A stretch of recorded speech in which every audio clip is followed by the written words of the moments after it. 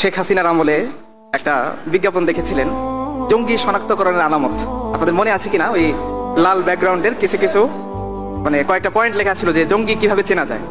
আর আপনাদের হয়তো আরেকটা মনে আছে যে প্রথম আলোর একটা অ্যাড ছিল, একটা ছেলে জঙ্গি হয়ে গেছে, কি কি উপায়ে জঙ্গি হয়েছে। তার মধ্যে একটা কারণ তারা দেখাইছে যে পাশের বাসার ভাবি কাপড় নাড়তেছে আর সেই ছেলেটা তার দিকে তাকায় না, এই জন্য সে কি। একটা ছেলে ঘরের মধ্যে বসে তার একটা ফ্রেন্ডের সাথে কি করতেছে তার বোনকে দেখতে যায় না, সে জঙ্গি। বোনকে বলছে যে তুমি তোমার বিয়ের এই যে সমস্ত বিয়ের অনুষ্ঠানে যাও, এগুলো তো জাহিলিয়াত, এগুলো দিন বিরোধী কাজ, সে কি জঙ্গি। ওই বৈশিষ্ট্যের মধ্যে কি কি লেখা ছিল, হঠাৎ করে সে টাকনোর উপরে প্যান্ট পরা শুরু করছে, সে কি জঙ্গি। তারা নির্দিষ্ট কিছু মসজিদে সালাত আদায় করে, আলাদা করতে যায়, তারা কি জঙ্গি।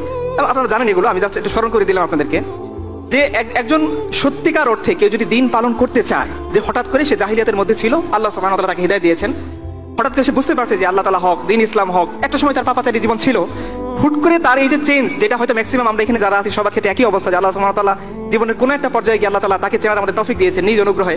হুট করে যে আমরা জীবনটা আমরা চেঞ্জ করব, হঠাৎ করে ধরেন আমরা একটা সময় টি শার্ট গেঞ্জি ইত্যাদি গায়ে দিতাম, পাঞ্জাবি পরা শুরু করবো, তোরা বলবে জঙ্গি। আমি টাকনোর উপরে কাপড় তুলবো, বলবে জঙ্গি। আমি ইসলাম মানার কারণে পাশের বছর ভাবির দিকে তাকাবো না, বলবে জঙ্গি।